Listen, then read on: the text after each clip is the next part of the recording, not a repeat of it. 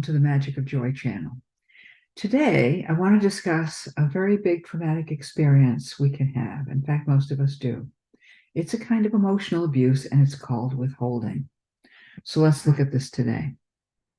Have you had the experience of someone withholding something from you? There are many different kinds of withholding, but when people mention it, sexual withholding is often what comes to mind. But withholding is a much bigger and more important form of abuse than we may realize. Withholding can affect us on many levels. It can hurt trust in any area of our life, personal, organizational, and social. And as a result, it may be difficult for us to engage and participate in a relationship or other social part of our life. It kind of takes the wind out of our sails. And we'll become guarded and less enthusiastic towards those that we had trusted.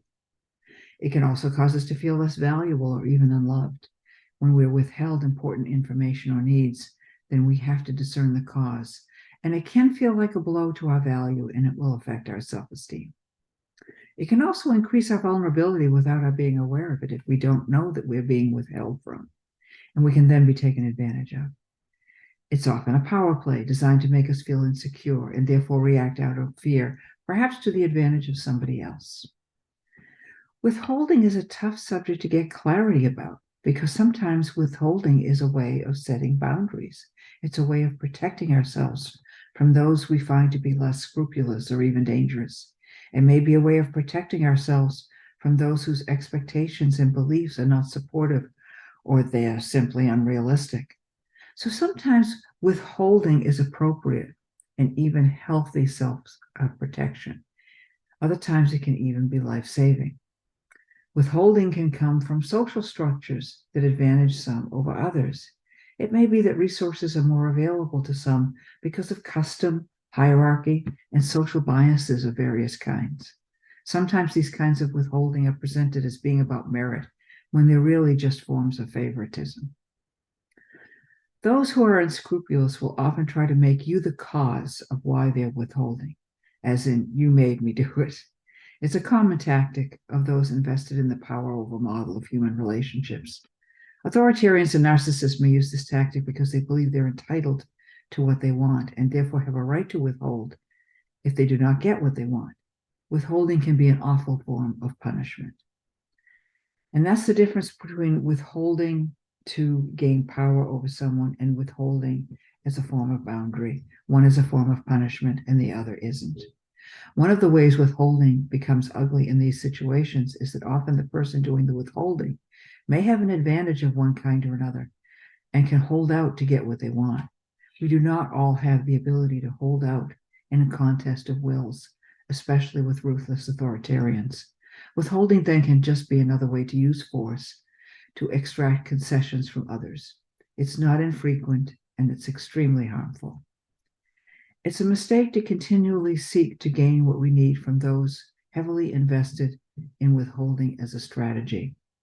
Those whose purpose is to gain an advantage using withholding are unlikely to give up that strategy, and in my experience often have a mindset of victimhood that justifies their actions.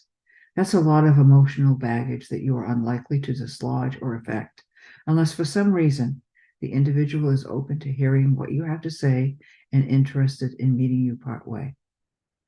Often people who use withholding see life and relationships as a contest or a fight. Some people are very skilled at fighting to get what they want, and it helps to recognize that so your expectations are informed. A withholding individual is usually seeking a specific outcome, and as a result can be rigid and unyielding in their demands in order to gain concessions or capitulation from another.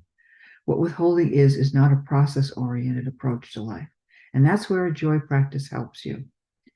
A joy practice is more process-oriented than combative approaches to life and relationships. It's also less adversarial.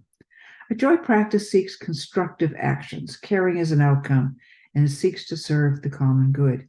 And by being so non-adversarial, a joy practice makes withholding a poor strategy for its purpose. A joy practice is more grounded than aspirational, so it does not seek to take advantage. On the contrary, taking advantage is a great way to break trust, the very opposite of trust creating that a joy practice seeks. A joy practice is interested in making the best of things and creating quality of life.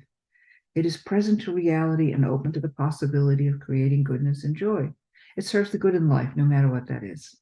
That's not the same as serving hierarchies and other forms of advantaging social structures. There is no point in doing so if what we're doing is destroying ourselves and others. So a joy practice recognizes the uniqueness in each person and respects that each is on their own path and each has their own good to bring to the table. It looks to make space for different kinds of people, since each person brings something unique to the table to the benefit of all.